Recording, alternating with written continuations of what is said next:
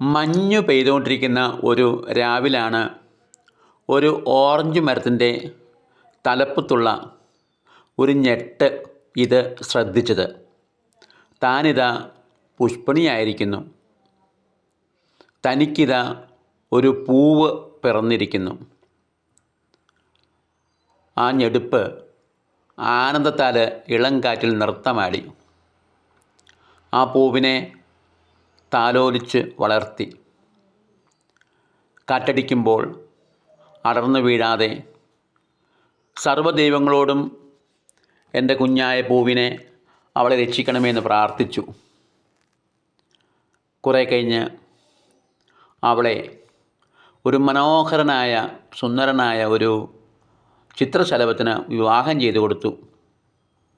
കുറേ കഴിഞ്ഞപ്പോൾ അവർക്ക് അതിസുന്ദരനായ ഒരു കുഞ്ഞുണ്ടായി. മുട്ടുപോലെയുള്ള ഒരു ചെറിയ ഓറഞ്ച്. ഞെടുപ്പിന് ആനന്ദം അടക്കാനായില്ല. അത് തൻ്റെ സമീപത്തുള്ള ഇലകളോടെല്ലാം വിളിച്ചു പറഞ്ഞു, ഇതാ എൻ്റെ സുന്ദരനായ ഓറഞ്ച് മകനെ നോക്കൂ, ഇവനെ ഞാൻ രാജകുമാരനെ പോലെ വളർത്തും. ദിവസങ്ങൾ കഴിഞ്ഞുപോയി. ഓറഞ്ച് മകൻ സുന്ദരനായി വളർന്നു. ഒരു ദിവസം ഞെടുപ്പ് മറ്റ് ഇലകളോടായി പറഞ്ഞു, നിങ്ങൾക്ക് ഒരു സദ്വാർത്തയുണ്ട്. എൻ്റെ പൊന്നോമന മകനായ ഓറഞ്ചിന് ഞാൻ ഈ മരത്തിലെ രാജാവായിട്ട് വാഴിക്കാൻ പോവുകയാണ്.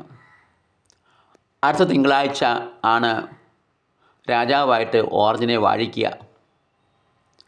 ഇലകൾ പരസ്പരം പറഞ്ഞു, ഈ ഓറഞ്ച് എങ്ങനെയാണ് ഇവളുടെ മാത്രം മകനാകുന്നത്, കുട്ടിയാകുന്നത്, ഞെടുപ്പിൻ്റെ മാത്രം?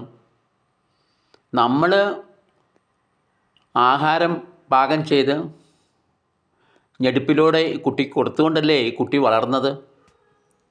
പക്ഷെ അവരൊന്നും മിണ്ടിയില്ല.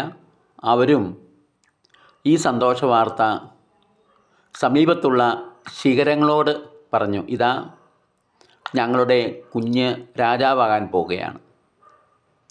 ശിഖരങ്ങളും പരസ്പരം പറഞ്ഞു, ഇതെങ്ങനെയാണ് ഇവരുടെ കുട്ടിയാകുന്നത്?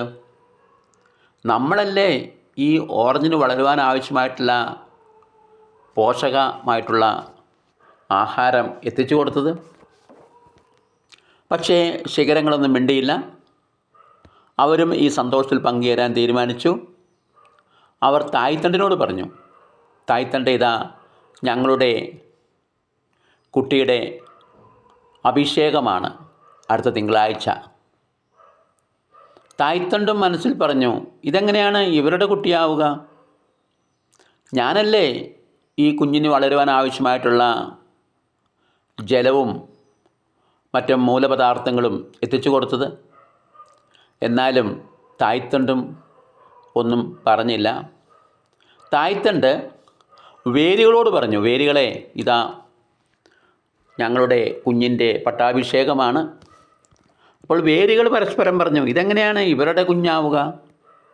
ഞങ്ങളല്ലേ മണ്ണിൽ നിന്ന് പോഷകങ്ങളും ആവശ്യമായിട്ടുള്ള ജലവും എല്ലാം വലിച്ച് മുകളിലേക്ക് കൊടുത്തത്.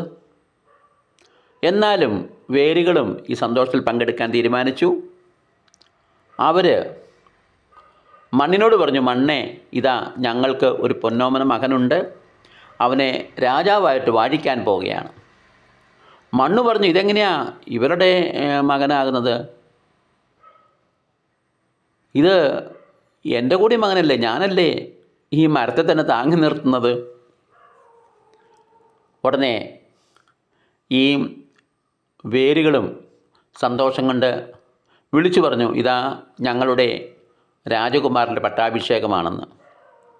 ഇത് കേട്ട വായുവും ജലവും സൂര്യപ്രകാശവുമെല്ലാം ഒന്നടങ്കം മനസ്സിൽ ചിന്തിച്ചു, ഇതെങ്ങനെയാണ് ഇവരുടെ കുഞ്ഞാവുക?